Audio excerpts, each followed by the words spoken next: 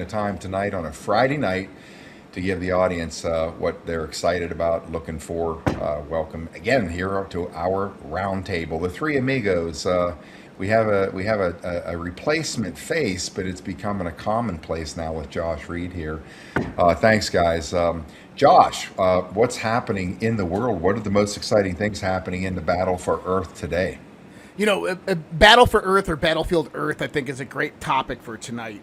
There's a lot of things happening in the context of the prerequisites being laid out for accountability, for arrest, for all of this stuff to happen. We see this kind of inching its way into the scene. But that's not really the things that I'm paying attention to right now. We have Iran, which obviously Trump came out and said there's a deal, and then Iran's like, no. And now Trump is getting ready to bomb the crap out of Iran again. I think that we need to set that stuff aside for a minute because there's something that I think is bigger on the table here. And, I've been following the UFO, the UAP stuff for a little while. And, I mean, for a long while. I've been involved in this stuff for, 2 decades now. And what I'm seeing is quite interesting. So you have Tim Burchett that's out there saying, hey, the deep state's getting involved. This is why you're seeing a bunch of nothing burgers coming from the DOD. And I disagree. I had Tim Burchett on my show about a month ago, right? All that. And I disagree with that assessment because when you start to look at the UFO secrecy that has happened over the last 80 years, there's a few different things that tend to make sense. And I know there's people out there that have been whistleblowers and talked about, jet black craft that hover and they're involved in taking migrants up. And we're hearing about all of this. Funny thing is, I wrote an article before anybody ever was talking about that stuff about a year and a half ago. Now, there are aspects of all of this stuff, but there's something that I kind of want to get out of my head tonight for everybody because there's something coming. And I don't know if that means literal or legitimately, but there's something coming. And I think that we all need to start wrapping our head around what this might be. This last week, we started hearing rumblings. Dr. Eric Weinstein, who was a UFO denier for the longest time, is now saying, I'm 100% a believer. You have Neil deGrasse Tyson saying, I'm a believer. You have Michio Kaku going on Fox News saying, I'm a believer. And they're saying just from the evidence of the grainy videos that are coming out from the DOD, they're believers. But Eric Weinstein said something very, very interesting. He said that I was actually contacted by the White House communication team, me and other scientists, on what was the right way to go about on disclosure, telling people that we are not alone in the universe. And then you had just 2 weeks ago, the pastors and the priests that were contacted by the White House communication office doing the same thing. Prepare your people for UFO extraterrestrial disclosure. And then just recently, Jeremy Corbell, people know he's kind of involved in a lot of this with a lot of the congressional hearings. He came out and said that he was contacted by the same White House team. So in other words, we're getting the White House that is saying that, like, no matter what, we are moving forth with this level of disclosure. And so one of the things that I wanted to do, I want to read this post that I wrote the other day because this is what we're seeing with the levels of disclosure. And I think it's really important to differentiate between what we're seeing right now. And then I'm going to get into the ideas of what I think is going to happen, of what's going to come. Because everything that we're seeing right now, the build up to artificial intelligence, moving to ASI, the hidden war between the U.S., China, the globalists, the old guard, all of this is about this one topic. Whether people can put that together or not, it's all about this one topic. When Donald Trump is talking about a golden age, when he's talking about the Great Awakening, when he's talking about a revolution in technology, this is primarily what he's talking about. Now, a little background. 80 years there's been this secrecy surrounding this whole community. Whether it's a secret space force or what, the one thing is evident that the high level of this technology has been kind of branched off to various different factions. And we know that the white hats, the good guys, the patriots, have had control of this for the latter half of the last 80 years. That what we would consider to be the deep state, the cabal, these factions have only more recently got involved in this technology. I was talking to a general, 4-star general. I'll just put that out. I'm not going to put the guy's name out there. And we were talking about this type of disclosure. And I said, one of the main reasons I look at the secrecy behind all of this is simply because you can't allow the Obamas, the Clintons, the deep staters, and the globalists to get access to this technology. And he started grinning and he goes, let me tell you something. And he went on to say that we've held a lot of this technology for the longest time away from these people. And the massive secrecy has been primarily for that. But then we're hearing other rumblings this week that, hey, the secrecy wasn't about keeping it away from humanity. It was about keeping it away from the nefarious ETs or interdimensionals that are abducting our people and doing various different evil things on our planet because we didn't want them to know that we're becoming technologically advanced. So there's multiple parallels to understand here. Now, we're watching Tier 1 disclosure right now. What is Tier 1? Agency reports filed by people who have no idea what they were observing. Censored data and reports of anomalous phenomena, historical documents describing witness observation and anomalous phenomena. The trend, it's all observational data. If something is there, we don't know what it is. That is Tier 1. Tier 2 disclosure, this is the next level. We have 10,000 new documents that are going to come out over the course of the next few weeks. These are internal assessments behind closed doors. Notice that we're not seeing this. We're not getting the generals or the intelligence community trying to rationalize what these things are. We're just getting the observationals right now.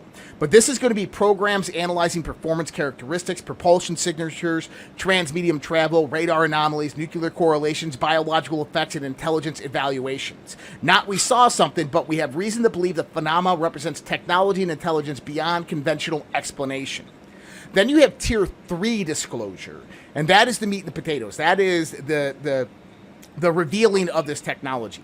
Now, I got it from really, really good sources that there is going to be... So what Donald Trump is doing right now is executive reauthorization. So all of these programs exist through various different chains through the DoD, through compartmentalization within private companies and contractors, but still under DoD authority. So DoD does the hiring, DoD does the security clearances, and they still have primary authority over this. They hide them within these corporations to basically ensure that this doesn't get out. Now, during the Obama administration, we know Clinton sent 38 SAP emails, special access program emails, to a Chinese server, and that China got access to them. What was in them? That was the professors and the universities that were getting grants because they were, under the Obama administration, they were making a move to pull some of these SAP programs out of these black budget programs and put them into the universities to get them out there to universities that they controlled, Harvard, Stanford, Yale, MIT, so forth, to get them out there so they could begin developing this technology commercially and have their people in control of it, as well as China begin developing this technology and learn the secrets that we learned. Now, this is kind of around the time frame, early 2000s to the late 2000s, of when the deep state really got access to this type of technology. So they're a little bit behind the curve. And we know that one of the things they're doing is they're going out there and they're abducting these migrants that are flowing over the border, and they're taking migrant children. They're taking migrants that have psychic abilities. There's something to do with third world country people and the lack of technology that increases the psychic ability within people. And one of the interesting parts about all of this is this technology seems to be consciously actuated, as in your consciousness is what drives this level of technology. And I always found that fascinating because that's something that we've been saying for well over a decade when I first found all of this out and started talking to people about this. Now, why is the Trump administration going through executive reauthorization of this technology? Why now? Why specifically now? Well, we can look at the Genesis mission in AI, that we finally have the capabilities to compute the physics and the dynamics of this. AI brings about one aspect of it, quantum computing another aspect of it. The amount of processing that these things have to do, just these small little drones, the amount of computational power within them is far greater than any supercomputer we currently have on this planet. So we can reverse engineer the technology, but we never had the vast computational power to go out there and run these things. So that's being present right now. But from what I'm gathering is that between 2027 and 2028, something's going to happen. I want to say blue beam or or a fake alien invasion or anything like that. I think it's the real deal. I think that there's something coming. I think that there's something coming to this planet, and Trump is trying to prepare the world for whatever it is. And I think that the deep state, the globalists, they knew this, and they were preparing the war for their overseers to come back. And Trump is like, no, we got the technology, we're going to fight it for whatever it is. This is the indication that I'm kind of getting, is that there's something dark about all of this, and there's a rush to get this technology into the hands of people and innovate as fast as possible. Yeah, it's beautiful. And this has been going on for thousands of years, where humanity advances and it gets knocked back down. So this time we're going to be able to advance. I think we are. If we look at the ancient temples of Dendara, they have basically these carvings, looks like aliens that are carved in there. And we see in other Abydos, there's looks like blimps and tanks and helicopters carved in the stone.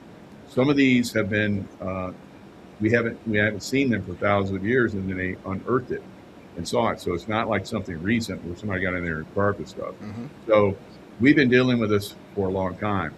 The Majestic 12, basically, they came to Eisenhower and said, when they had that crash where we have these ancient, or not ancient, but alien technologies. They came to Eisenhower and they're like, hey, we're going to give you this. All you have to do is give us like 300,000, people, like Josh is talking about now. They keep seizing people. And he's like, no, we're not going to do that. But there were this industrial group, 12 Majestic 12 corporations, which said, we'll do it. And so behind the scenes, outside of the realm of the military, the real military, and Eisenhower, they started to work with these alien types and all the technology they got from them. Same thing happened with the Nazis. So Nazis were dealing with these guys, these negative ETs, and eventually it got Eisenhower and the white hats, if you will, got word of this, and they started to develop very rapidly their own technology, and so we're to the point now where we have a higher, more efficient, more impactful level of technology than they do, and so they're scrambling, trying to stop us out. It's not going to happen. So yeah, I agree with Josh. We're at Iran. That's a nothing burger compared to what's going on with the technologies that we're seeing that we're about to really come out. So, directed energy weapons, we're seeing directed energy weapon use all across America and the world. This is the bad guys using that. That's getting shut down. And then some of the technologies, the HARP technologies, creating storms. We didn't have any hurricanes last year. So, things are moving in the right direction, but still we're going to have these guys try, pull some fast ones, but I don't think they're going to be successful. Maybe a little bit here and there. We have, some serious problems with the Muslim population, throughout the United States that we need to clean up. That's been a problem. I've dealt with this for most of my career, at least 30 of my 35 years of working in the SEAL teams at the highest levels and the CIA at highest levels. The negative Muslim type are a big threat to humanity, and they're in bed with the Democrats here in the United States. So this is something that has to be, rectified. And President Trump is fighting this war on all of these levels, all at once. He's not the only one. We have, groups all around the world that are doing the same thing. So a massive movement to take down this deep state that's been entrenched for thousands of years. This is monumental. It's a monumental time in U.S. history and for the world. So, Josh is right on. There's a bigger thing that's going on right now, and we may see some fireworks before we see things get any better. Will President Trump hit this weekend? Who knows? In Iran, it seems to be on the cusp. but maybe he'll just extend it out a little bit because we're starving that group out. You know, every day that goes by, you know, they aren't making money. People are quitting. Their military, their law enforcement not showing up.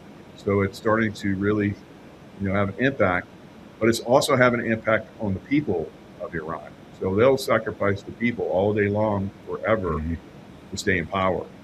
So I don't know how we go. I've said that we have to hammer them out because I've been part of that my whole career, where we went after these guys and eliminated them. So we're at the heart of this now, because I was always like, why don't we just go take out Iran? They're the ones that are causing all these problems all over the Middle East. Now we're there, so this is a very good time. Well, I can tell you my view has been that they've in the last probably 15, 20 years, they've actually started soft disclosure of aliens here on the planet. I've said this many times. All you got to do is watch a Democratic National Convention on TV and watch the camera sweep the crowd. It looks like the bar scene in Star Wars. Like, Jesus, where do they find these things? These are definitely off-planet freaks, three heads, and all kinds of crazy shit. But that to me has always been soft disclosure. You know, the interesting thing about laying the groundwork for this is that you have to prepare the psychology of people, and I've learned years ago, about a decade ago, you got the alliance powers and the cabal powers. The same war's been going on off planet as it has here on the planet as well.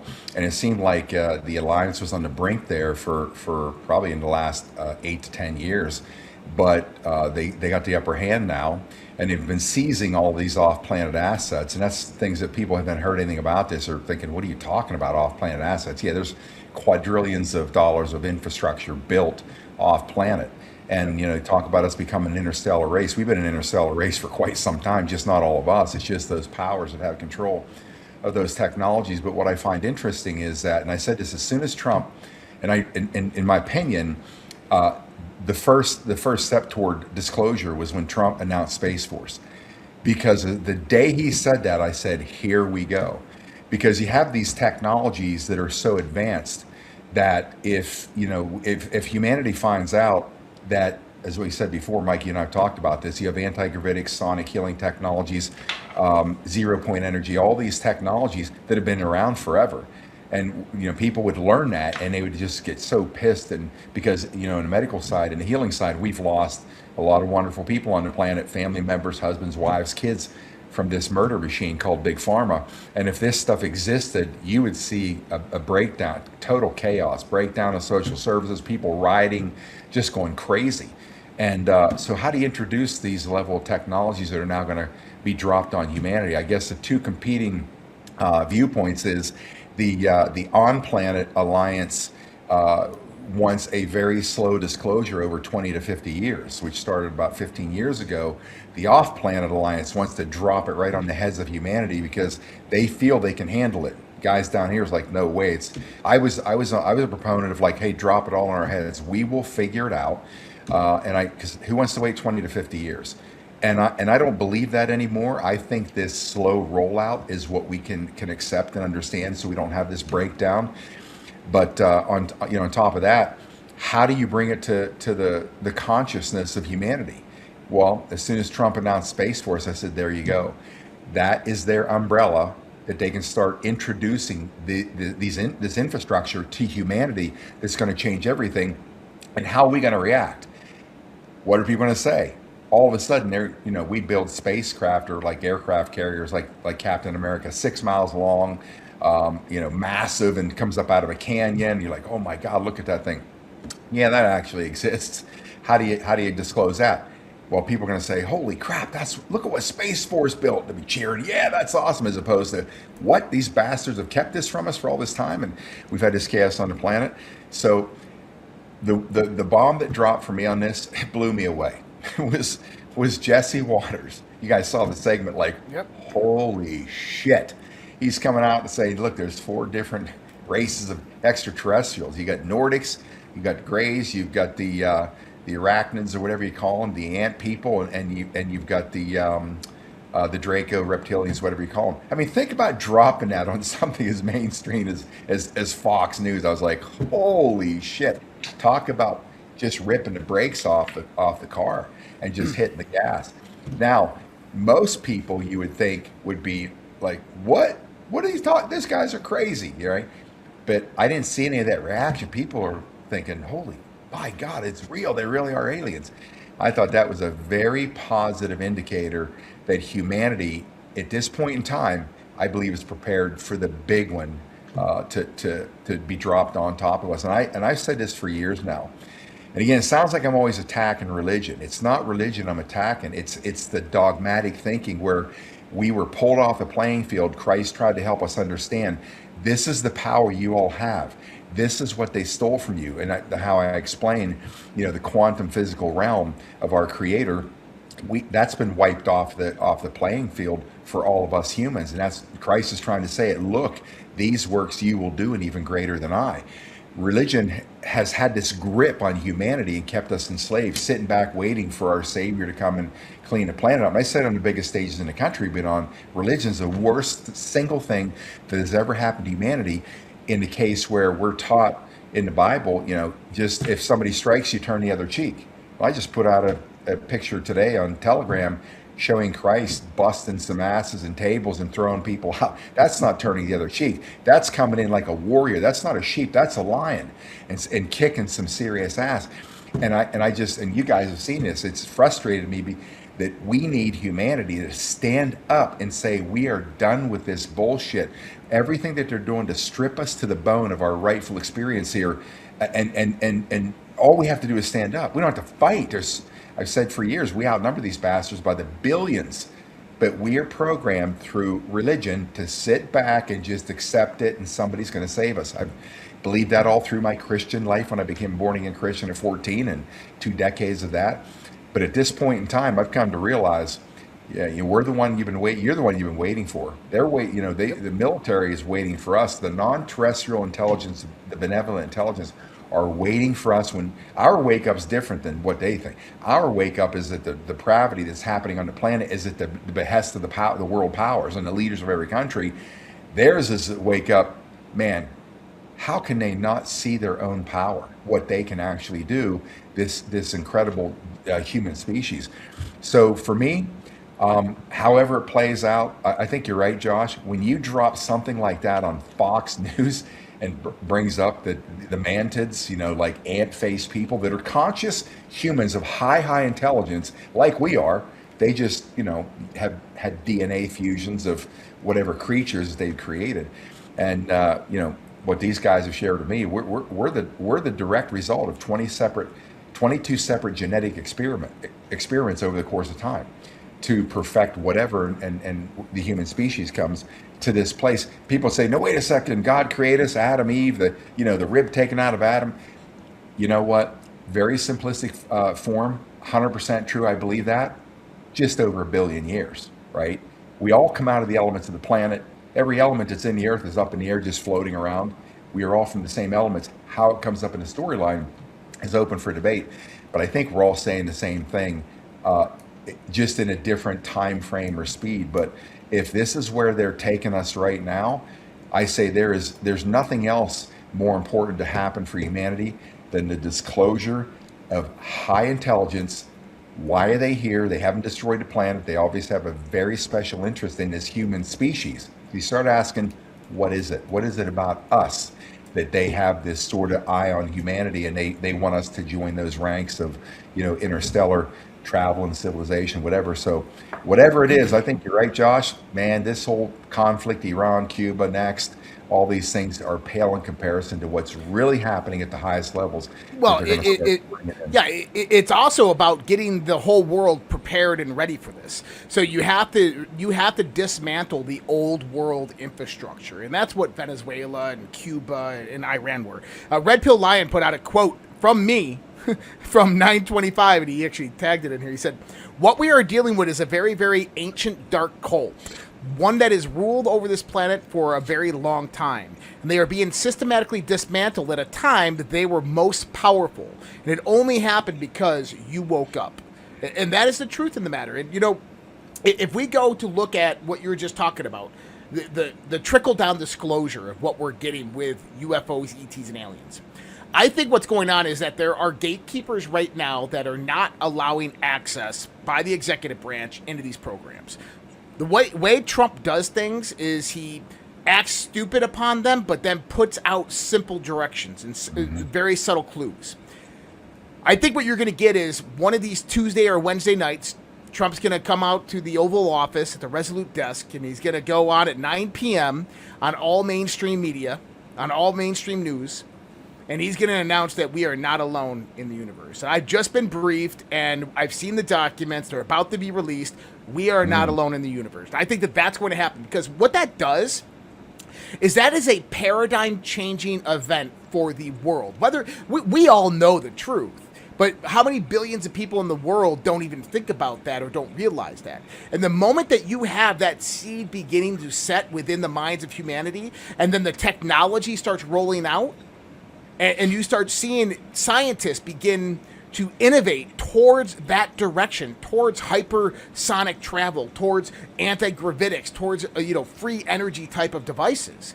We stop trying to redevelop the rocket engine, and we start moving towards exotic physics, because obviously this is where it's at. Because if they're doing it, then it's real, and if it's real, then there's something wrong with our theory. Now we can readjust. And the beautiful thing is that what you're just saying. You said it a little while ago. You said that this spaceship's going to rise up from the mountains, and people are going to be like, yeah, that's Space Force. Space Force built that, not the 80 years of these black programs. You're absolutely right, but here's how it's going to happen. You have the Genesis mission that Trump put out there through executive order.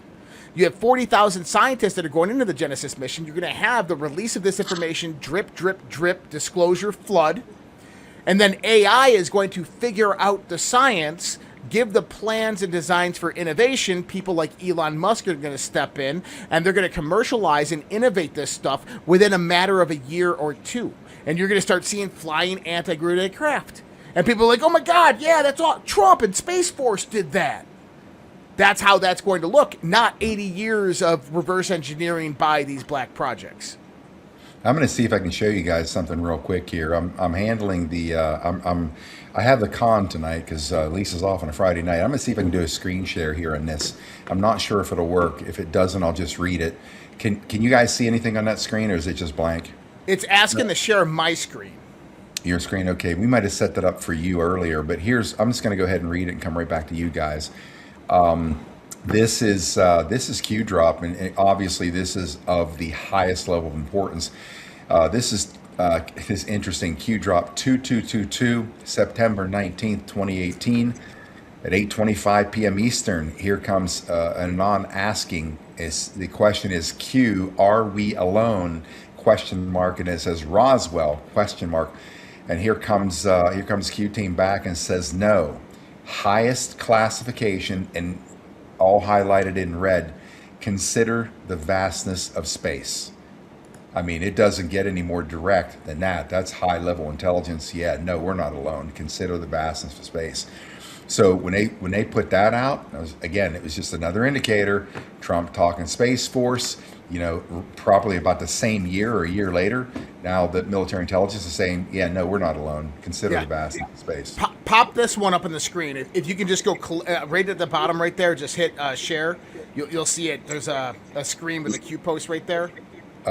Is it left-hand side, or how do I do that? It's right. It should be right next to me. If you look at your picture right below you, okay, there should be something to put that up on the screen. Let me see if I can. What does it look like? Is it like two arrows going this way or something like that? Yeah. Is that what it is? Let's see what happens. That didn't do it. No.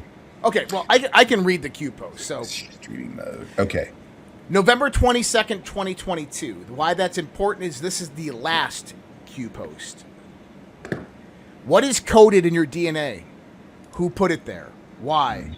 Mankind is repressed. We will be repressed no more. Information is knowledge. Knowledge is power. Information is power. How do you protect your DNA? There is a war for your DNA. Protect your DNA. Ascension. Now, was a big one. It's huge. And you're saying is, why are these extraterrestrials interested in us? Now, I know a lot of people out there are like, they're demons.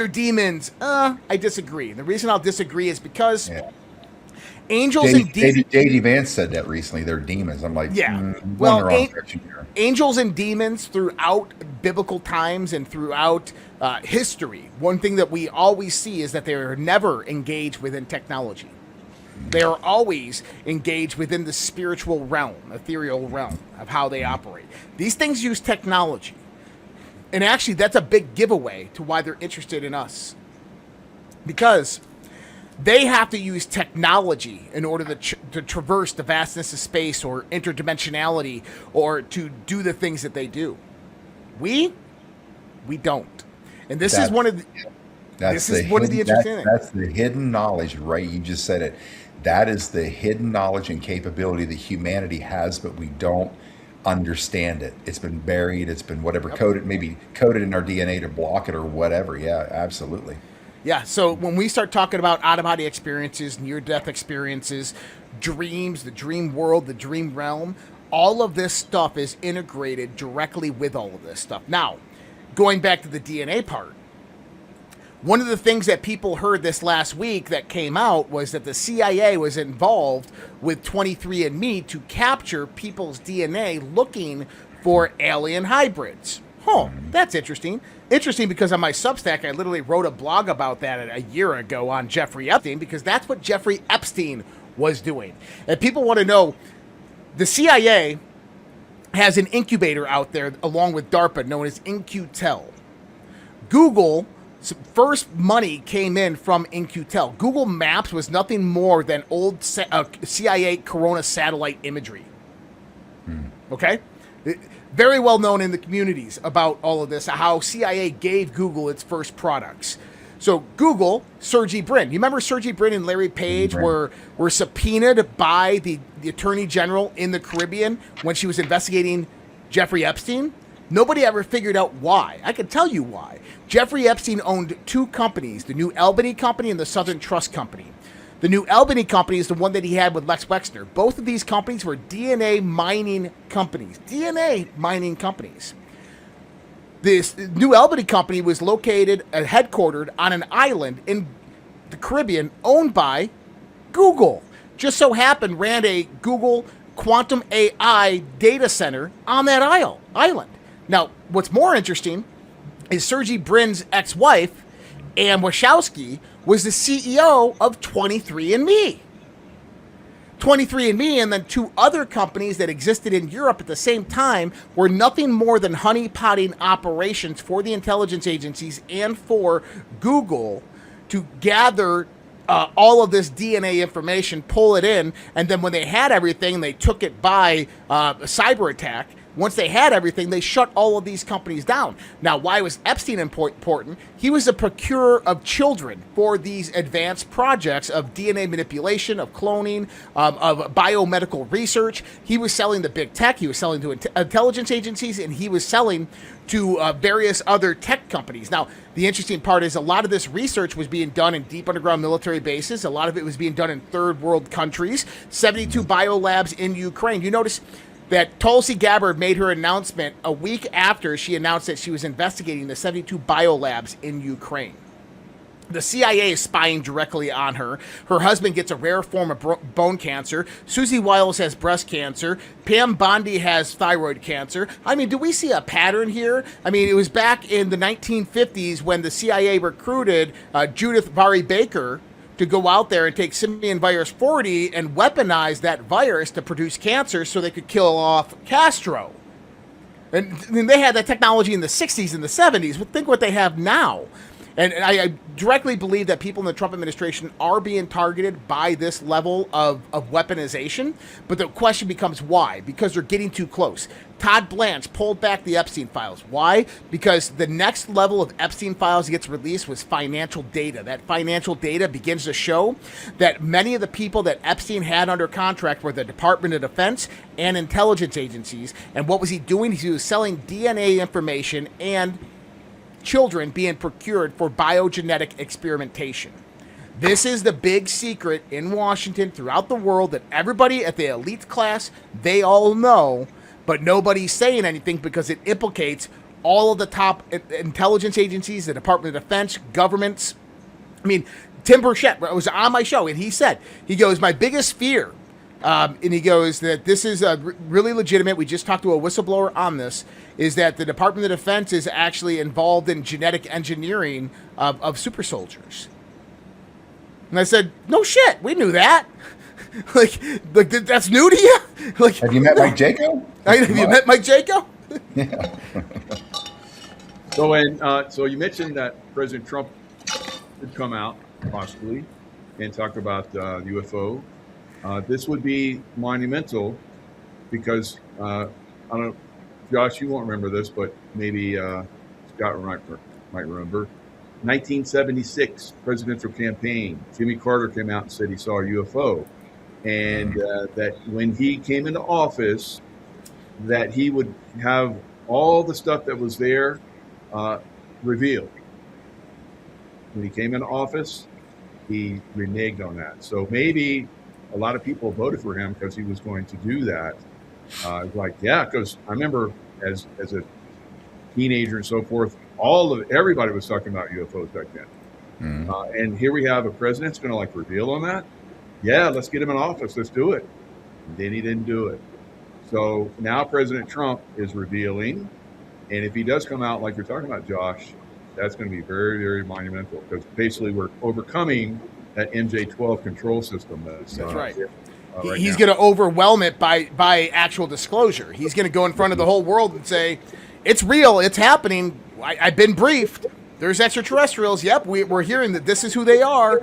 Confirming Bob Dean, confirming Robert Hellier, right? I mean, confirming all of this information. And once that's out of the bag, now think about the seed that gets planted in the physicists' minds and the engineers' minds. Wait, this is actually real. Okay, if this is real, how the hell are they doing that? And now they begin to developing and innovating. Now the idea of building bigger and better rockets, that goes away.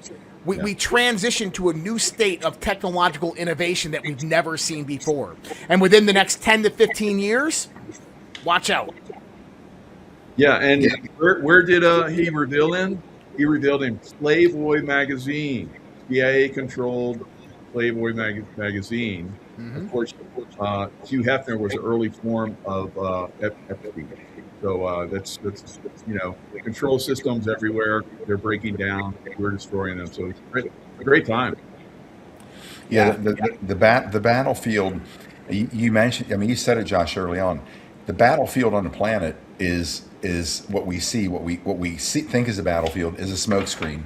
It's a smokescreen for various reasons. It's a smokescreen for the transition. It's a smokescreen to shift the axis of power into the hands of the good guys, like the whole Western Hemisphere idea, putting us in a place where all the resources we need are right here.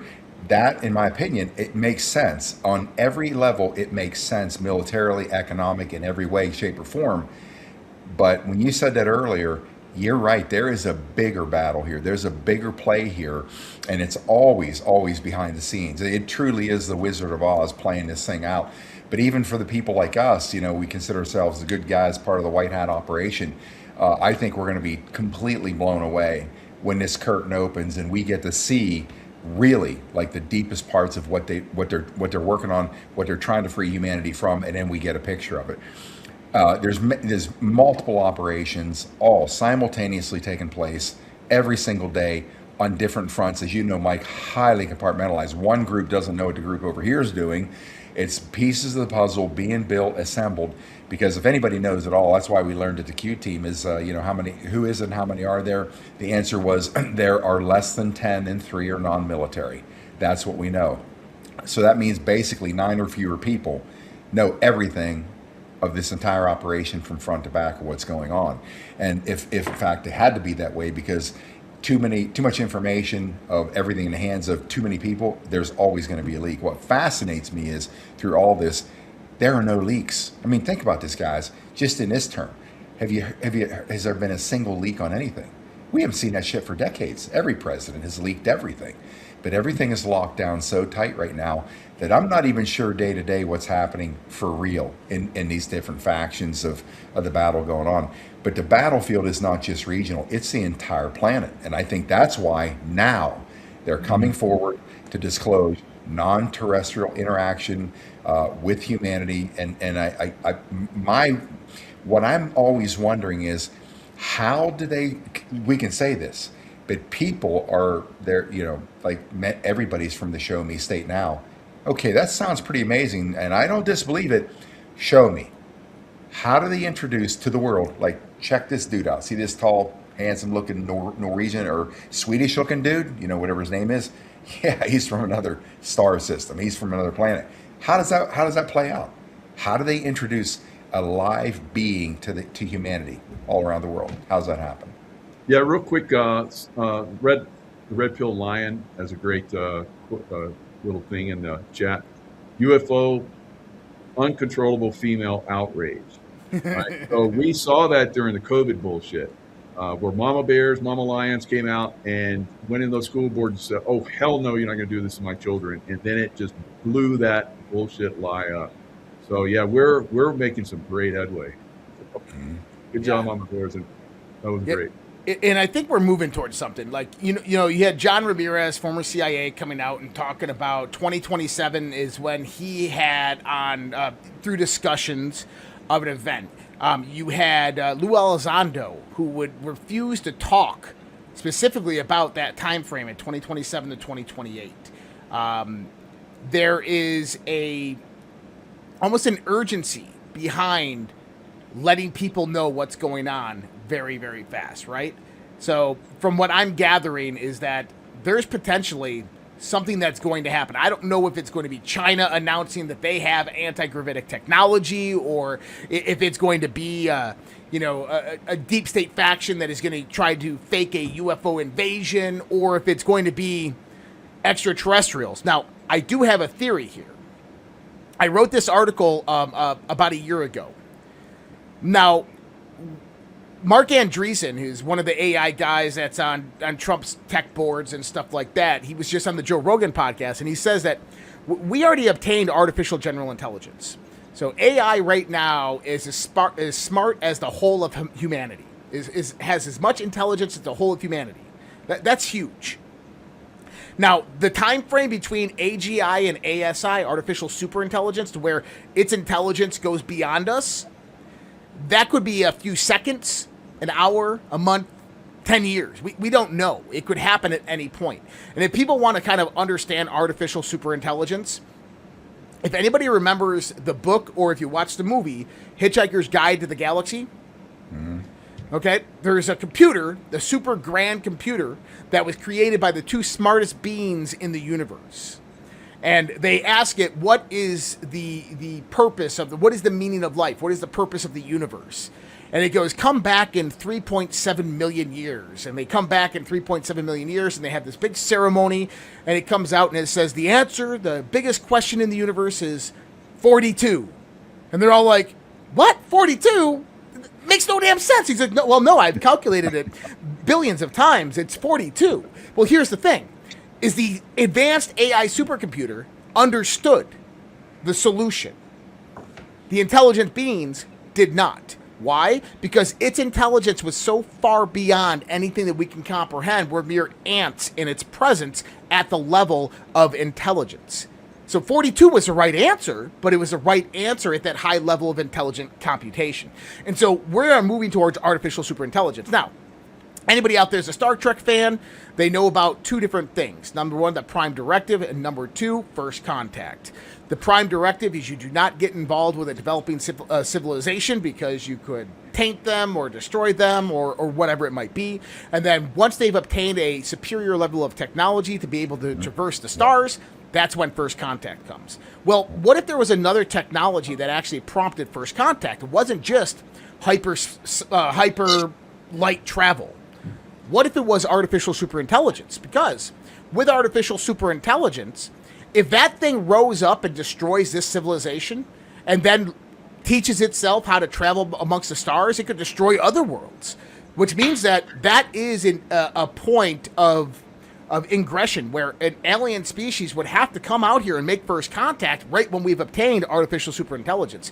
So I think that what we're about to see, and by the way, this theory spans off of when Trump back in 2020. People thought he had COVID. He didn't have COVID. Anybody's ever been in the Walter Reed, into the wardrooms in Walter Reed? There's not the brown backing that Trump had in his video. He was on a ship heading toward Antarctica. From what we heard, Jaime Hashem, 4-star IDF general, came out in an interview and said that the rumor is Trump met with 3 species of aliens that consider themselves the Galactic Federation. He wanted to disclose to the world in 2020 of extraterrestrials. He was told that humanity's not ready. And he said they told him not to do it. I think Trump is pressing force for this because we know this. I think that artificial superintelligence, which is going to be obtained probably in the next year and a half, I honestly think that the U.S. government, we've already obtained it. That's why all this is happening. That's what the Q computer was that did all these calculations that formatted this out. Palantir obtained it a long time ago, and that's a defense computer that they own. But when we go into this idea is that once ASI is obtained publicly, that's when first contact's going to happen. And I believe that's going to be between 2027 and 2028. So you're talking from a protective standpoint to mitigate anything bad that would go wrong. I think that ASI is going to happen, and then we're going to see some UFOs descend from the sky, and you're going to get some, maybe Nordics or mantis-like creatures that are going to come out and say, take us to Donald Trump. We want to talk to him, right? And I think that the world at that point in time should be already knowledgeable and understanding on these topics. Well, my personal desire is that the one they march out is a smoking hot reptilian. That's just something that's in my bucket list. I want to see one, right? You're going back to the V series, the Vril. Oh, goodness gracious! That's not smoking hot. That's one evil son of a bitch. That's one scary little. But do you remember the new mini series? They had that one chick on there, the black. Oh, she was smoking. Hot ETs. I could have changed the title. Smoking hot ETs hit the earth. It's a distraction. But, the reptilians are killing reptilians. I've been hearing that. So there's good reptilians, right, Mike? Or decimating the bad ones. What's that? There are good, yeah, there's good reptilians, aren't there? Yeah, there's benevolent ones, right? Yeah. Interesting. Yeah, it's going to be crazy, man. The next I'm so excited for the next 5 years because what we were about to find out and learn, I mean, every month we're finding a new conspiracy theory that's becoming true. I mean, guys, this is the Great Awakening. It is happening. For all the people in the audience, man, someone said it already happened. Well, yeah, I get that, but we're talking about 9 billion people on the face of this planet who don't know what we're talking about. Mm-hmm. And the thing is that we might think that we're humanity, but we're part of a greater family here, and that you have to get this whole planet on board with what's happening. And that's what Iran and Venezuela and Cuba and Europe and Ukraine and Russia, that's what all of this is about. It's about dismantling this old world infrastructure that was meant for power and control over the people and re-implementing this to a multipolar world framework to where sovereignty and kind of sovereignty and the prosperity of humanity thrives. I mean, that's what we're moving to. But here's the thing is there's people out there that don't want that to happen, and they are trying to intervene at every damn level they can. And I think that they've realized right now that they've lost. Yeah. And, they lost many years ago, but they're realizing now that they lost. And what they're trying to do is to replan their integration of their agenda, 2028 past. We'll see what happens. I don't think they're going to be successful at all. Yeah, and we just saw Romania get hit by Russian drones, but those were drones that were being fired. Yeah, exactly. That were being fired at the Ukrainians in port city of what's that port city right there? Odessa. Odessa, thank you. So they shot because basically they shot from Odessa at some Russian ships that were going down through Turkey. And they get hit. So they responded. You hit us, we hit you. And some of those drones were intercepted and went into Romania and blew up in Romania and hit some buildings in Romania. Now they're all like, oh, look, Russia's attacking NATO. They tried this already with Poland. But, this is what we're talking about. They're going to continually try and spark something a little bit bigger. We have to be bigger and not get sucked in. NATO is dead. We're not going to help NATO, and I think Trump is not going to do anything. Somebody responded from the U.S. I don't know who it was, but they're like, "Oh yeah, Russia bad," and we're going to talk about this. And they're like, "No, we're not going to talk about this. This is bullshit." And quotation marks, like Josh said, yeah, we hit them, or Russia hit them. Yeah, it's bullshit. Yeah, Putin already came out and he's like, "What drones? What drones? There was no drones that we intentionally flew into Romania." And he goes, "You mean the Ukrainian missiles?" That's what he was saying. Is the Ukrainian missiles? You mean that's what you're talking about? Because what happens is Ukraine wants Article 5 of NATO to be initiated so that the United States gets pulled into the war. The problem with that and why they haven't tried a big false flag is because they know that Trump and Putin are talking through back channels, and they know that the United States would pull out of NATO the moment that they tried that. And here's the thing is that Russia would walk all over Europe. Right now, Russia is incredibly strong. People are like, "Oh, Russia's weak." No. Russia would decimate Ukraine in 24 hours if they wanted to do absolute casualty of war. But they're being very respectful, and they're letting Europe just kind of engage them and do what they want, because Europe is burning off all of their hypersonic missiles, all of their ammo, which means that it's just making them weaker and weaker through time. And Russia could take over all of Europe if they wanted to, but they don't want to. They don't need to. They don't have to. Russia has the largest landmass on the freaking planet. They have uranium, they have oil, they have grain. There's two countries on this planet right now that could become isolationist countries, close off their borders, shut everything down, never talk to another country again, and survive for 250 years happily and peacefully. Russia and the United States. Don't need anything from anybody. Brilliant. Yep. I think Russia has $72 trillion worth of minerals and oil and everything. So yeah, they could easily do that, Josh. That's brilliant. Good job. Think of the restraint. I mean, my respect for Putin, it really came on in 2015 about that time. In fact, before Trump actually ran, he had already announced, but I had stated once on Facebook, I said this before, how I put up there that Vladimir Putin is the only noble leader on the world stage, and I just watched the chaos ensue. People just flipped out because the programming, even Sean Hannity, I'm just like, I was talking to General Valley about this, like, what the hell's with Hannity constantly? Putin's a thug, he kills journalists, all this bullshit. This guy is, first of all, the guy never violates international law. He's an attorney. This guy could have done so much damage on the planet, and he has always been restrained, just sitting back. I mean, having the balls to come out in front of the world UN, saying the world leaders, or he said that how did he say it? The global. He's referring to the global leaders. He said the new world order. He said they worship Satan. Trump's not even said that. Yeah. To come out in front of the world and say things like that is actually stupefying, especially in the face of the war that they could launch and say the guy's a total lunatic. But I've had mad respect for this guy. In fact, I saw a video back in it's about the time whenever they were getting Yeltsin, whatever his name is, getting him out the drunk. And these oligarchs that had basically, through all the money that the United States sent $200 billion to Russia to start bringing capitalism into the country, and they put Gore in charge of it under Clinton. And what do we find happening? 6-7 years later, you have a group of about 20-30 guys who couldn't buy a cup of coffee now are oligarch multi-billionaires, and they're stripping the country of resources. And people up in Siberia were starving and freezing to death, like 1 million people. Nobody knew about that.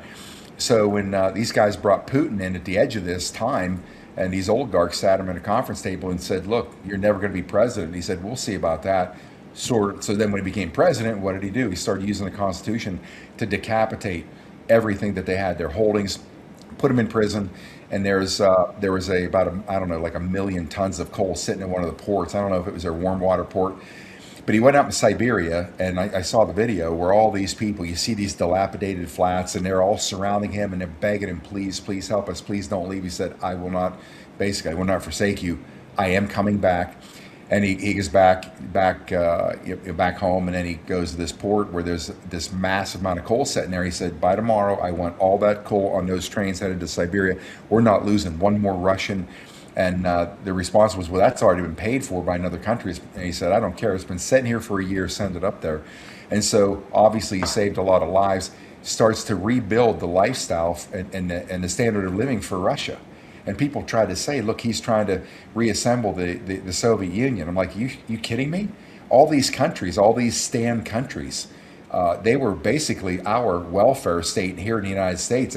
They're a total drain. They provide nothing. They're draining off the entire Russian nation.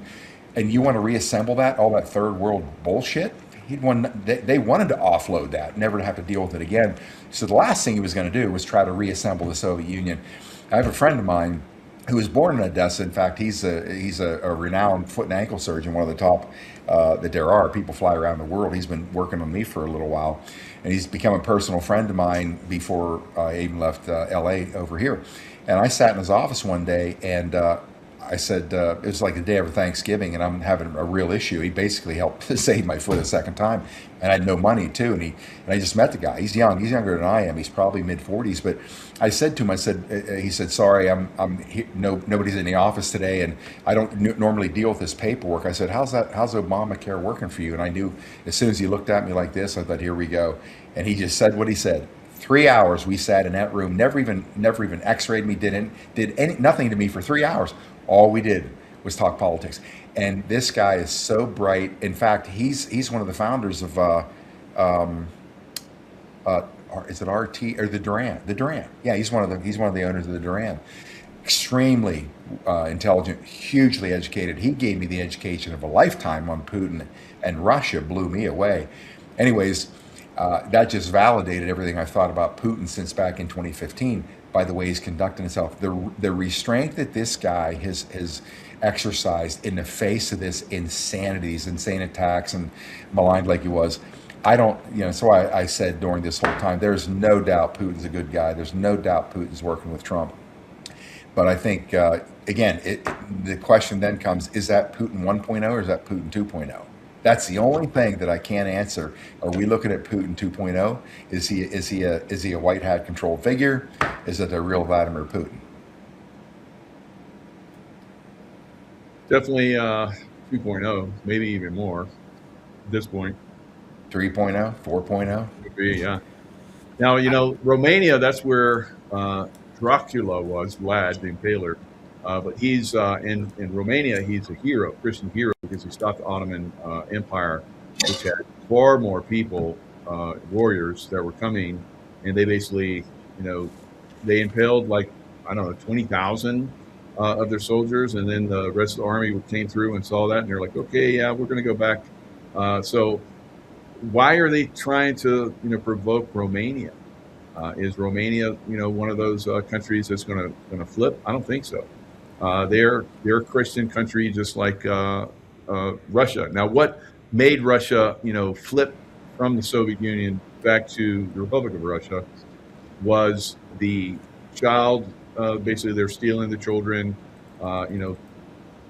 Doing the like they talk about with Vlad the Impaler, Dracula, blood-sucking children and adrenochrome children in Russia, and the Russians got tired of it. And that's what really, I talked to a lot of people about this. This is what turned everybody. So we talk about mama bears and mama lionesses. This is what happened. Now here in America and Europe and so forth, we still have that blood-sucking, child-eating, vampirism, Draco reptilian, group that still does this stuff. We have to throw it off, just like Soviet Union did. That's why they hate Russia so much, and why they're trying to take Russia down, because they threw off this evil group, and now the rest of the world is getting ready to get their evil thrown off by we the people. So I think that's one of the things that we're looking at right now. Huge stuff. I mean, we can talk about the alien stuff, but really the alien stuff comes all the way down to the children. Right, so they're evil, beyond belief. Taking our children, really vampiring our children, and eating our children, that's what's going to really flip everybody. So the mama bears in the chat are probably blowing up right now. I haven't looked, but yeah, this is what's really going to make the difference. Well, and that goes to a lot of the missing children and the baby farms, and kind of what Phil Snyder talked about, right? Is that in Mesa Verde and that whole area over there, there is an underground base that was not made by us, that is housed by reptilians that are, from what I've heard, they were the kind of stragglers on this planet. They were not part of the reptilian civil. I don't know. I'm just kind of going through what I've heard, but that they eat children for intoxication, that they eat the pineal glands in the various different glands, the adrenal glands of children, because they're very, very potent and it gets them intoxicated. And that this is what a lot of these baby farms and all this stuff was for. Now, do I believe that? I think that there's a lot of truth to that, and I think that I don't know if that stuff is going to come out. I probably doubt it, because I think that a lot of that evil ET on this planet has honestly been decimated. I think it's been destroyed. And I think that and I know there's rumors, and this is just I haven't heard any of this from my sources, but I've heard that good ETs, along with humans, were going through and clearing this stuff out. And this is paving the way for removing those control structures, because you got to think about it, is these bloodline families were working for some hidden controlling hand, some overseer. And that in order to start freeing them, to get them out of their burden of being within this this construct of control, this matrix, you have to take out the overseer. And I think that that's what a lot of has been happening over the course of the last decade. And this is why you see people like, Mark Zuckerberg turning coat and working with Trump, and all these other people working with Trump. Not that they're good people, but because, if you're Donald Trump, you don't take Mark Zuckerberg and shut down and then acquire all of his stuff, because then it's going to go away. You lose all that resource infrastructure. Instead, you get the man, you free him from his chains, you bring him in, and then you control him from that point. And that's what Trump is really, really good at. Although I think he believes he could do it with Iran, and I don't think that that's going to happen. I think there's going to be another decapitation event in Iran. I think we're going to go in there. We're going to drop some bombs on the IRGC hardliners. And then he'll restart negotiations again.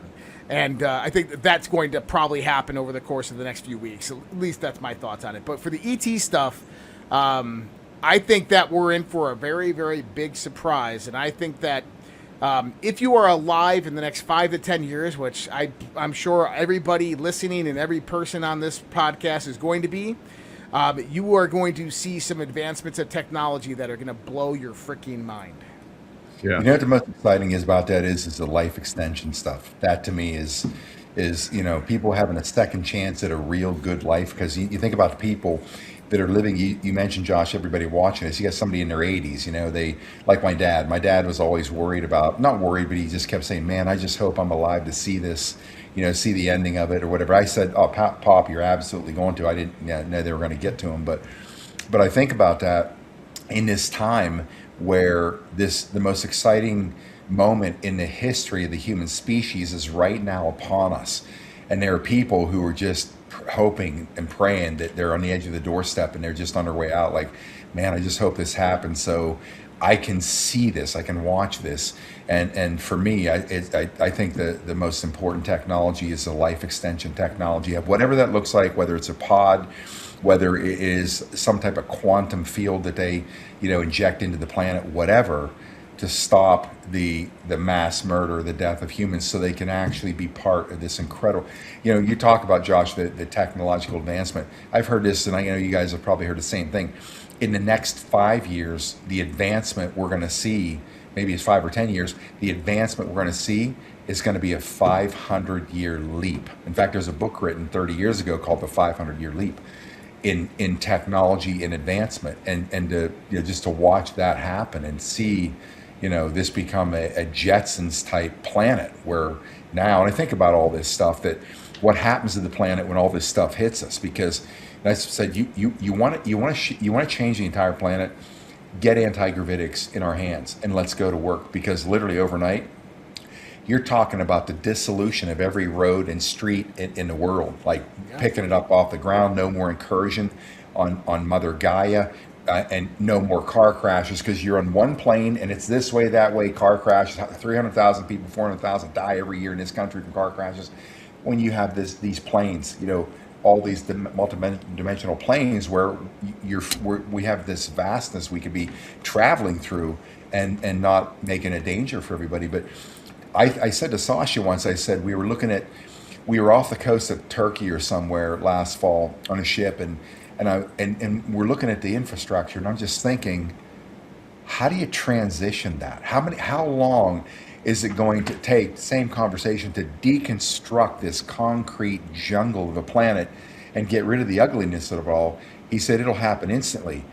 And the way he described it is it's the conscious or spiritual leap into, let's say it's a higher dimension, or basically transitioning into that dimension. And what you'll see is like a ripple effect, and all of a sudden it's all gone, and what you see replacing it is what it was supposed to be on a different timeline.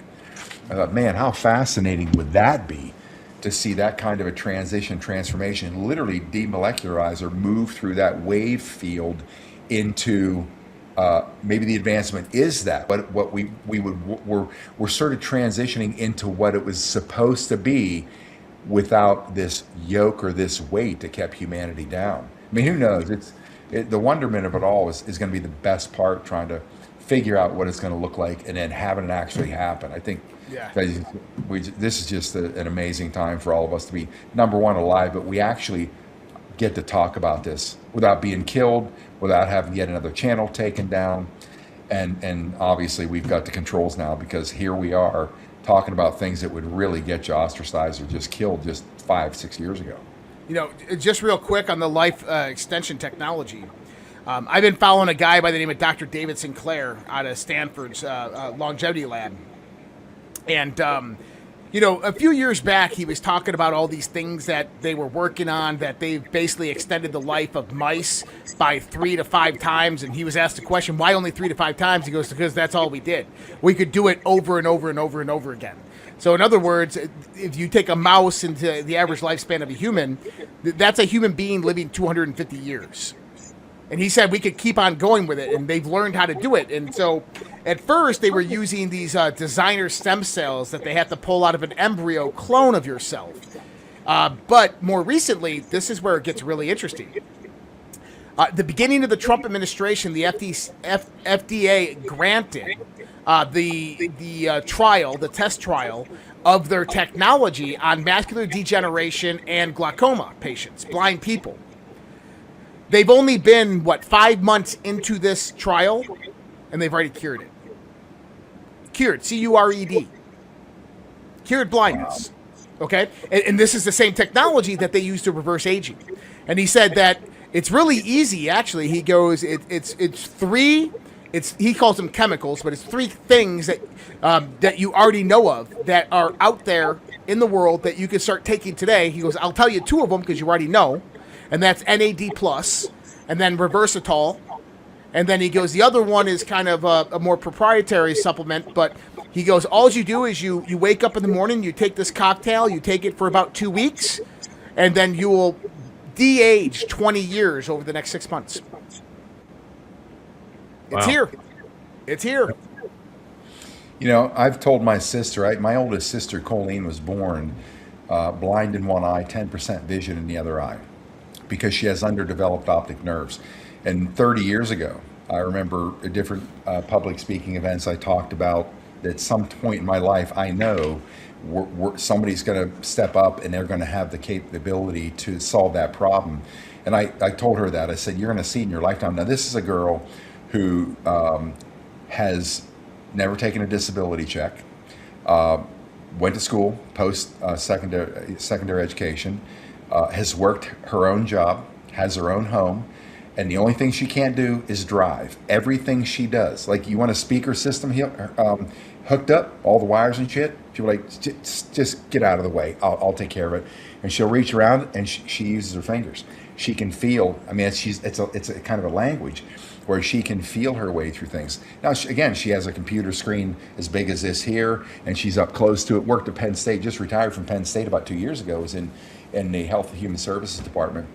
Has maintained that life, or had a job and lived a relatively normal life without the capacity. She can see close up, like if I'm coming toward her, she knows it's me, but seeing at a distance and seeing the beauty of the world is something she knows nothing about. And that's been one of my bucket list things in my life, that I can't wait till we get to that time where they do what they do and develop these optic nerves fully, where for the first time ever she's uncovered and she gets to see the whole world as we see it.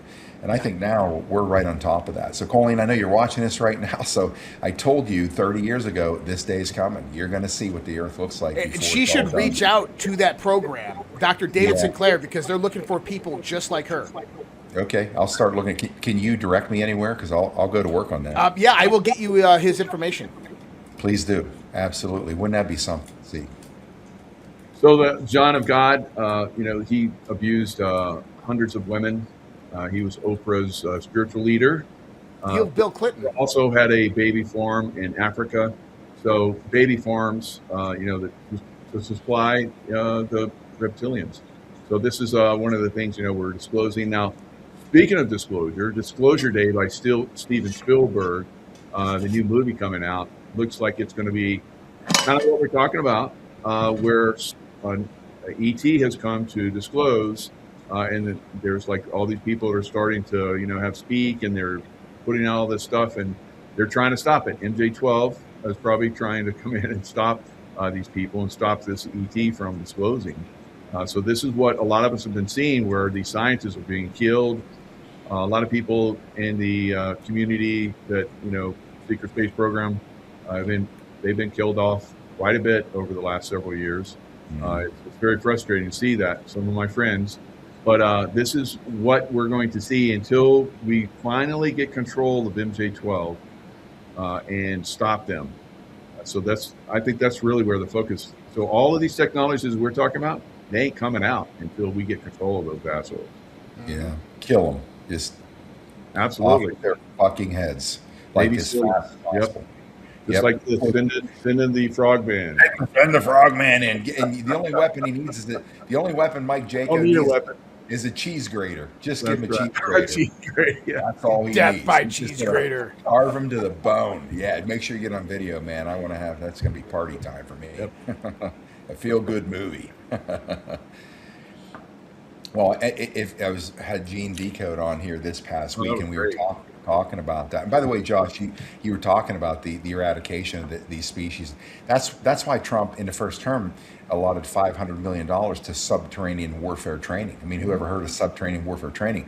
Some of the shit that these guys saw, like Marine forces, highly specialized Marine forces, running into stuff down there that absolutely terrorized them. And they had to fight these things, and some of these guys aren't even, they're not normal today. They're psychologically just fractured because of what they've seen. But old school install takes 2 hours? No thanks. Not old school installs. I hate 2-hour installs. So what do you guys see next? Like, obviously we know this is coming. This disclosure is coming. Let's jump back over to what's emerging right now with Cuba. What's the timeline to handle that situation next? You guys hearing anything? I think soon. I think we're going to do a Venezuela with Cuba.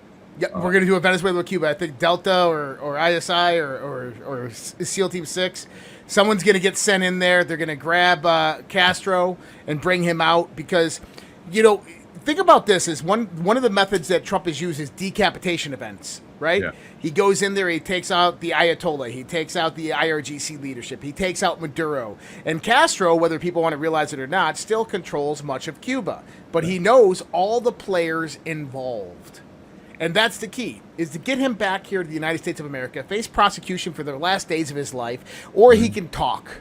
Or he can tell us, hey, tell us a little bit more information of what you know and who's involved. Why was Barry Soetoro over here during his first administration having a beer with you, right? What about Justin Trudeau? I mean, you just had Castro's daughter on mainstream media come out and say that Justin Trudeau is her brother. Yeah. Mommy spent a lot of time over here. Yep, his mommy spent a lot of time over here. And we would welcome him like family if he came on out, is what she said. Wow. Yeah. That's good. We're going to see, a lot more of that, reveals on a level like that. But, that's soft disclosure right there. But for a lot of people, that would have been huge, like just 10 years ago. It would have been, and, we've been talking about it. We, the truth community have been talking about this for quite some time, revealing all of these different things. And now it's starting to hit it mainstream, kind of like Jimmy Carter back in 1976. I saw UFOs, and it's like, well, you're gonna disclose when you get in, right?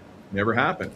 So we've been dragging our feet all this time. Although we haven't been waiting, we've been disclosing like crazy because we knew that they weren't going to, and we're tipping it, kind of like tip of the spear, tipping it in the right direction.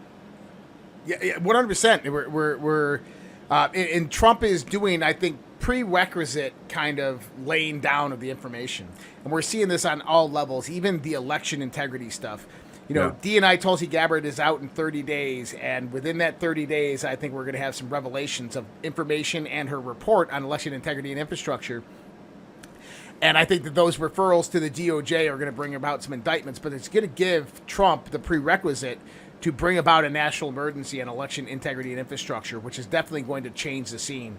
And right now we're seeing the Democrats. I've said this on your show. I said it on Scott's show. I said the Democrats have no money. They're broke. Yep. And nobody was mentioning it until this last week when you find out the Democrats are $3.1 million in debt.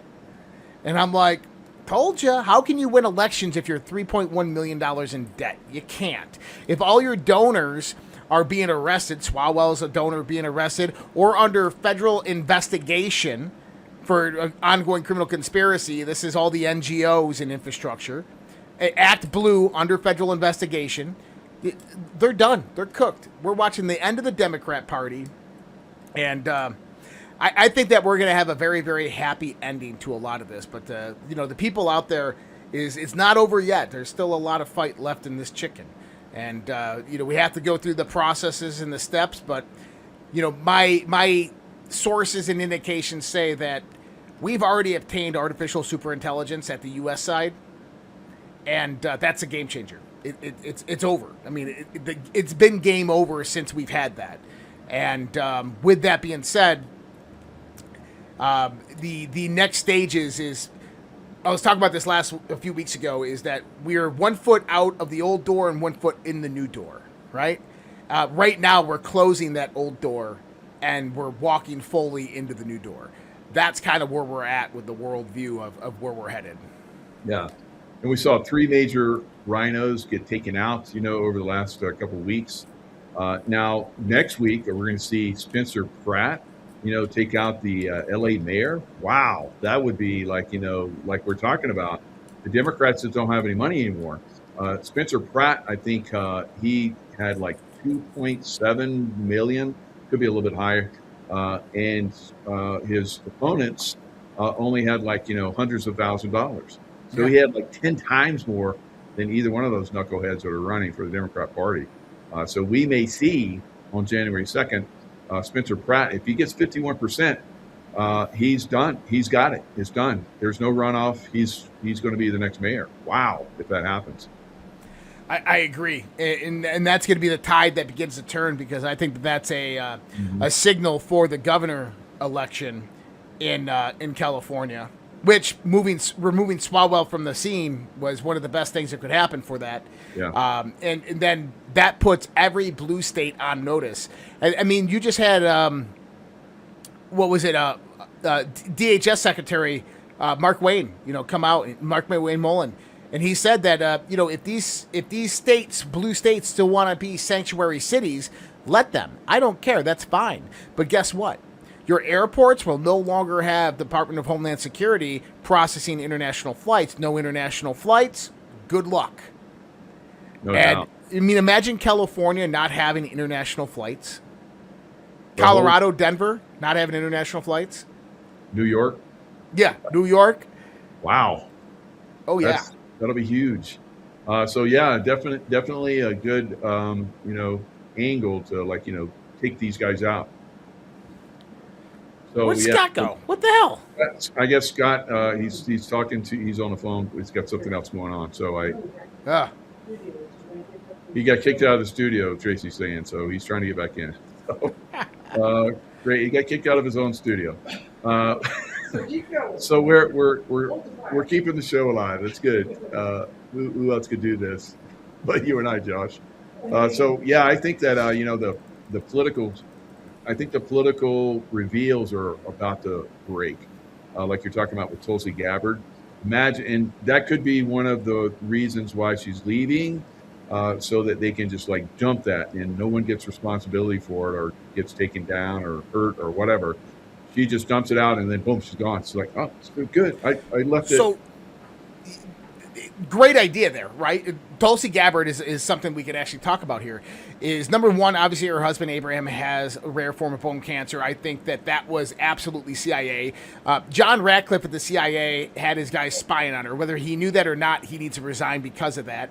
They removed declassified information from her office. That needs to be investigated. But here's my thoughts with what the move was with Tulsi Gabbard. Tulsi sets up all these investigations, all these task force, goes out there, declassifies all the information, puts it all nice and neatly together, and then once she leaves, she hands that over to the DOJ. Her replacement comes in. I think it's going to be Devin Nunes. That's my guess. Devin Nunes. Let's say, assume Devin Nunes comes in as DNI.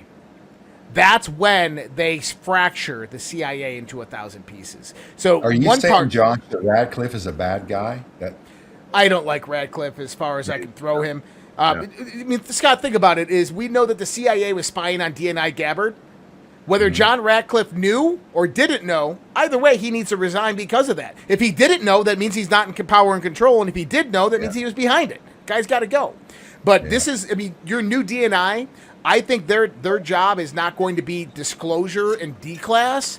It's going to be consolidating the intelligence agencies. And I know there's like 18. There's actually about 25 to 26. Consolidating that down to 2. And I think it's going to be basically eviscerating the whole infrastructure of the intelligence community. So I think that this was planned by the Trump administration, that they knew Tulsi would probably leave around the midterm election time frame, that they sped this up with her husband having cancer. She's basically done with her investigations. That's going to get handed over to the DOJ for criminal referrals. They're going to take those investigations. That's going to involve people in the intelligence communities. Her replacement that's going to come in, it's not going to be Lucas, which is a deep stater. It's going to probably be Devin Nunes, is my assumption.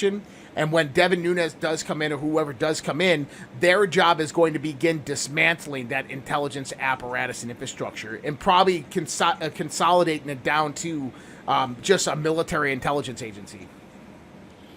interesting.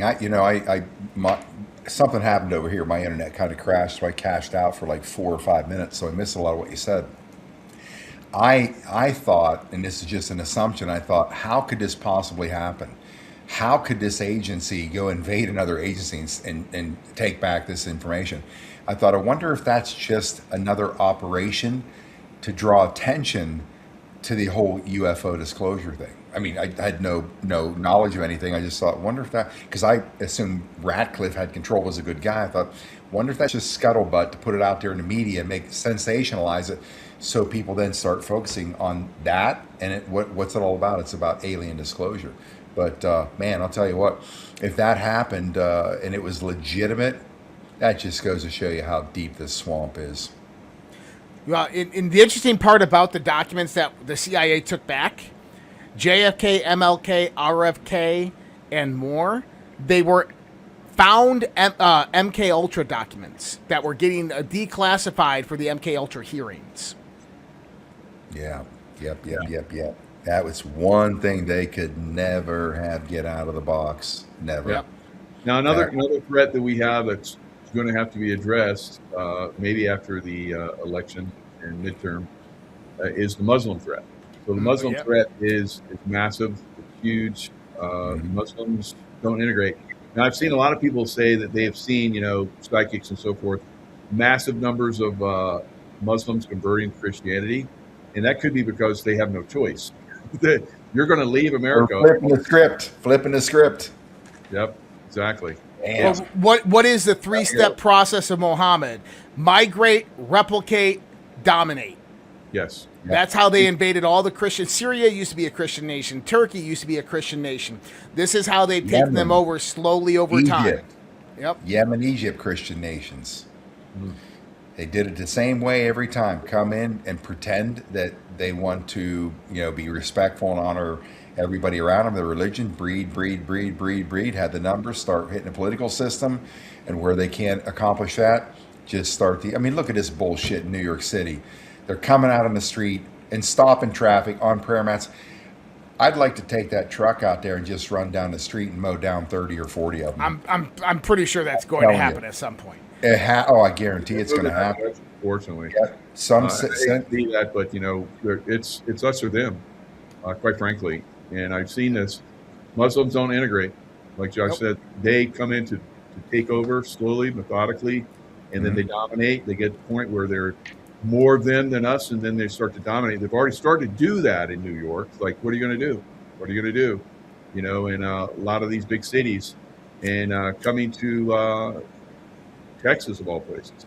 Your governor's let them come in, and although he's saying, "Oh no, we're pushing back on them, we're doing all this." Well, how did they get in there to begin with? They're a clown. You've been in charge all this time. Now you're doing something good because the people are starting to speak out. Yeah, okay. Abbott, you're forking scumbag. Put your ass in the bench. We'll take it from here. He needs to go to jail. Hell yeah, he does. On the 28th of June here in Dallas, I was in Chris Bergard just filmed a documentary called Remember the Alamo, Don't Sharia, Texas, and I was asked to be in that, and Flynn and Alan West and a bunch of other people, and that the premiere is going to happen here on the 28th in Dallas, and it's the opening salvo on this whole thing. Just it's time to, of course, when they're going to interview me, they're going to get the tomahawk's going to be coming out in my message. Like that's there's no dancing here. There's no subtle way to say this. They need to go. I know there's quote unquote nice Muslims. I don't give a shit. The nice Muslims, the respectful ones, that doesn't work. You never spoke up against these fundamentalist killers. Look at the shit they're doing to women in Iran and other places. This is so grotesque, and you say nothing about it. If we had the Christian Crusades, believe me, I'd be out there fighting the Christian Crusades, going out there just killing people. But they do nothing, and they sit down and shut up because they know they'll be beheaded or they'll be killed. Well, guess what? You're not an asset here. If you're one of the good ones, then you better be ready to go to war and speak up against it and start moving against it. Because what happens is if the radicals, and they always do it, they become such great numbers, then the non-radicals, they join them because they know they're going to be killed. And so what do? They support them. They have to, or they're going to be killed. So I don't care what it is, what the level of somebody's belief is in the Muslim religion. No problem. Go there. These shithole third world countries where you guys come from, if you want to be a Muslim, go there. Look at every Muslim nation. It's left in the hands of Muslims primarily. And you can say, what about places like Turkey and other places like that? If it wasn't for, again, like the Q team told us, the most powerful economic force the world has ever known is the U.S. taxpayer. Those countries that look like they're moderate, they would not survive without U.S. taxpayer defense money and everything else that we ship to them. They would be third world hellholes like every other Muslim nation around the world that's left to their own vices and their own religion. It can't work here no matter what. The Quran, it's all the bullshit in the Quran spells it out. And if every synagogue or every mosque in this country is a forward operating base, I don't care what you say. That's why they shut down Epic City here in Dallas. $12 billion infrastructure they're building. And if people don't stand up and start firing away, finally, in this town, like more kind of your redneck cowboys are going in there and they're just lighting these councils up. Man, if any city council allows this shit, folks, go to them. Go right to them. Go to their houses. Don't be violent. Send 10,000 people to these bastards' houses and see what they do. because if they're agreeing or voting for this shit, then they're taking payoff somewhere, and that's selling out the country. But you're right, Mike.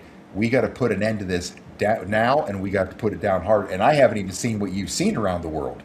But In fact, so let me go into that, and then I know that Josh is chomping a bit too. But speaking around the world, when I was in Iraq, in Diwania, we were attacked, and I found out that they were attacking us from the mosque. So they would gather in the mosque in the learning center, and then Yep. they would come and they mortar us and shoot at us, and we'd shoot back and kill. And it was crazy. So then, when we went into Fallujah, after they hung my buddy Scotty Helpeston from the bridge, Steel Buddy, we went in to help. We went in there.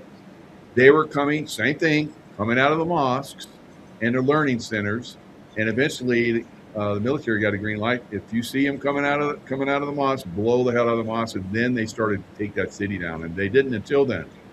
Now we're seeing from all of this stuff that's going on in Minnesota, where Nick Shirley has, said all this fraud has been happening, all this money has been taken.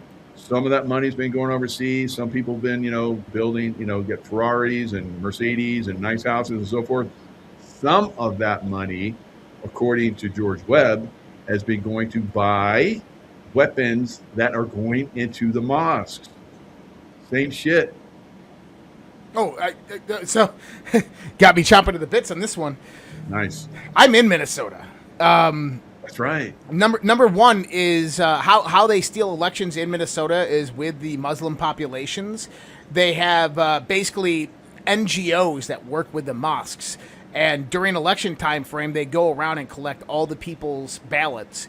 They fill them out and then they redistribute them, and I think they pay them like $20 a ballot to do that. That's one of the ways that they steal the votes. And A.G. Ellison is very well aware of this here, who's a Muslim, by the way. But if you remember the whole George Floyd thing, this was about money and drug running, money and gun running. Okay, you had Maria Santa Maria, and you had La Raza Radio. One of the first buildings that burned down in Minneapolis was La Raza Radio, owned by Maria Santa Maria, who owned the nightclub that Derek Chauvin and George Floyd both worked at.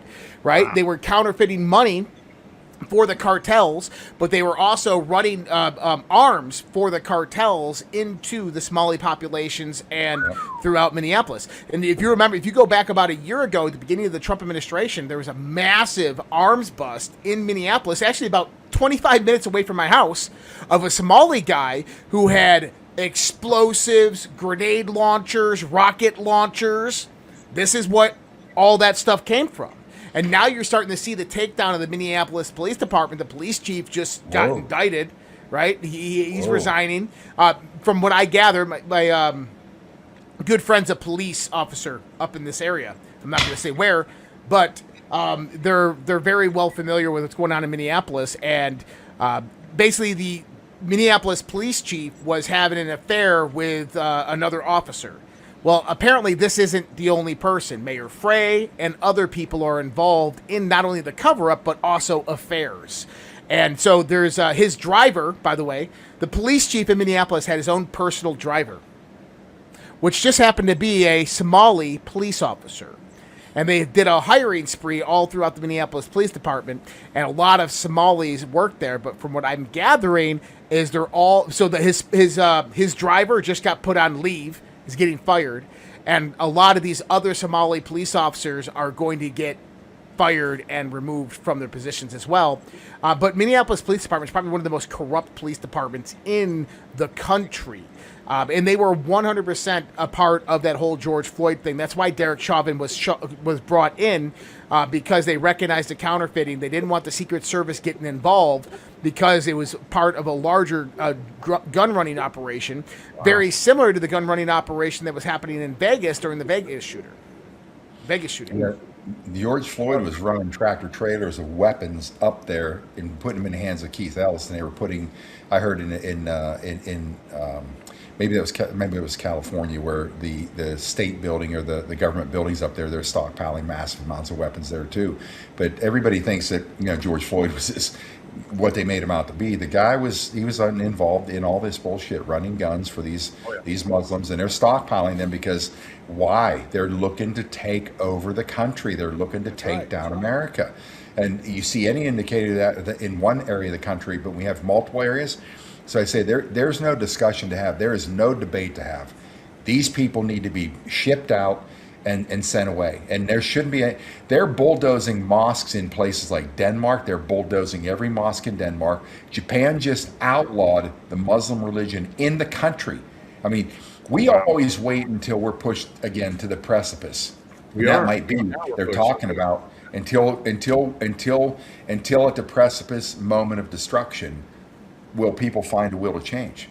And that's kind of how America does it, man. We're always forgiving, and just like Bill Clinton lied, but Hornhatch, the Republican senator, saying, just apologize again, be more contrite. Americans will just forgive you. Pardon me, but fuck that forgiveness stuff. This is where humanity's on the brink in the country, and in my opinion, this is the most dangerous element of a takedown right now is the Muslim religion in this country and the infrastructure that they're building. So I'm not in a forgiving mood. It needs to be shut down and shut down hard right now. The Dems brought him in. It's the Dems' fault. Right? So the Dems got to go too. And the rhinos. We're already taking down the rhinos. That's good. And now we're going to take down the Dems, and hopefully in LA, and that'll start a trend. I don't see the Dems lasting much longer. I think they're going to be decimated in the very near future. I agree. I think that we're watching the end of the Democratic Party. Yeah, absolutely. And I think that this is one of the points of Elon Musk, leaving Doge and all this stuff. Is he was creating the America Party, more of a middle of the ground, independent, moderate party, but with American first ideals. And I think that the reason that was for the vacuum that happens when the Democrats' corruption and treason all gets exploited. Wow. Then what's going to happen to that vacuum of all those people? You need to bring them somewhere. And imagine them putting them under a party that is now aligned with America First, but maybe more moderate in perspective. Brilliant. Wow. It is I brilliant. like Very that brilliant. idea. That'll work. We've had parties that have gone away in the past, the Whig Party and lots of other parties. There was like a Democrat-Republican Party at one time. So all gone. Bull Moose Party. Bull Moose, there you That's go. right. Forgot about the Bull Moose Party. That was Teddy Roosevelt. Teddy. Yeah. By the way, Teddy Roosevelt did he's like he wouldn't do Muslims either. He came out and said, if you're, you have multiple wives, wouldn't work now because friggin' Mormons. But back then, he's like, no Muslims because you guys are like, marrying. Well, and I'm pretty sure Teddy didn't say Muslims. He probably said goat fucker, right? Like if you're kind of, he said, if you have multiple wives, then you can't be here in America. But he was targeting Muslims. Yeah. What was the first conflict of the United States after after the Revolutionary War? The Barbary pirates. Yeah, that what it was. We had to have forward navy to go take out these Barbary pirates and Muslims that were taking our ships down, stealing our ships. It's been like that from the beginning, and we're here again now. And why was the Barbary pirates? Why were the Muslims in control of that? Because they were running the slave trade. A lot of the slave trade was ran by them, especially in the Caribbean areas. And Teddy Roosevelt, man, God rest his soul, is probably one of the main reasons why we have the Federal Reserve. Unfortunately, he was against it, and his friends were against it. John Jacob Astor and Guggenheim and Strauss. They obviously got taken out on the Titanic, and he went and ran against Howard Taft, which was his buddy, his Secretary of Commerce, who went and got elected afterwards. He even campaigned for him. And Howard Taft started becoming progressive Democrat, and he's like, "What are you doing, asshole?" He's like, "Stop." And he's like, Howard Taft's like, "Dude, your time's done." He's like, "Well, I'm going to run again." And Taft wouldn't concede, so he created the Bull Moose Party to run against them. And this is how Woodrow Wilson got elected with only like 32% of the vote because Teddy Roosevelt split the vote between him and Taft. Oh, my God. Wow, I didn't know that. No shit. Yeah. Oh, yeah, man. I love that early Americana history. Like, Good job. I can go frickin'... I can tell you the history of our country. It's not what people think it is, man. Not even close. The first American flag. The first American flag was a Union Jack where the stars are, and then the alternating 13 red and white stripes. But that was the flag of a corporation, the East India Company. And the reason why we had the flag of the East India Company is the East India Company. If anybody never watched these, this is heroin, Sassoon family, right? Big frickin' money movers and drug movers. This is the same company that took all the tea, but also drugged the whole Chinese population during that time. You ever wonder why Alexander Hamilton was 19 years of age during the American Revolution? And like, that's like Donald Trump having like 19-year-old Stephen Miller next to him and being like, he's a great dude. Like, it doesn't make any sense, right? But Alexander Hamilton's uncle, Lord Hamilton in Scotland, was the chairman of the board of the East India Company. And so the East India Company, they didn't like the Bank of England. They didn't like the crown and the powers that the crown had over East India Company's international ventures, of which they were trying to tax everything. You remember, all this started with the raising of tax on tea by the crown. So the East India Company came and helped to fund the American Revolution through France and proxy. And then in 1792, at the beginning of the United States of America's first treasury, because the Constitution came in 1791, 1792, the Treasury Department started up in 1792, and the first $10 million came from Lord Hamilton in Scotland of the East India Company. What an amazing rewrite of history in this country. That's another thing that's going to just shock all of us, realize we didn't really even win the Revolutionary War and everything that really went on. Civil War, all of it. I just listened to something today talk about, look, it wasn't about the slave trade. It was, again, the Southerners were right. It was about economics. It was about money. It was about control. It was about all that. So they have a reason to be pissed off at us Yankees. Not that I was any part of that. But give me 2 minutes on that topic. Go ahead. There's a book out there called The Real Lincoln by Tom DeLorenzo, a historian. Great book. This frames the Civil War the way it was meant to be framed. Number one, most of the country at that time was freeing slaves. It was not. Except Union states, except Union states. They weren't outlawing them in Union states, but in the Southern states. Well, I learned today. So this is what was happening. The northern states were taking in loans from European banks to buy new technology for farming and to build out the Industrial Revolution, the cotton gin and so forth.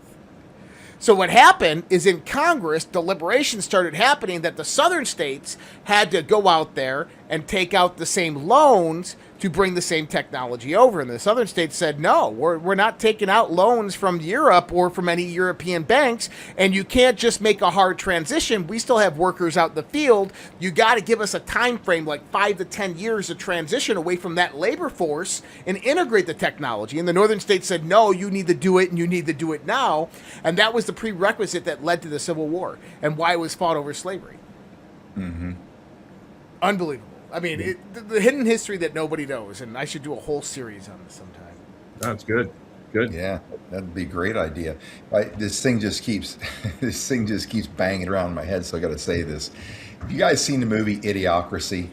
Oh yeah. Yeah. If you haven't seen the movie Idiocracy, you got to watch it. Luke Wilson, can't think of the black guy's name that was ex-football player. You got to go watch the movie Idiocracy. I saw it probably about 4 or 5 months ago.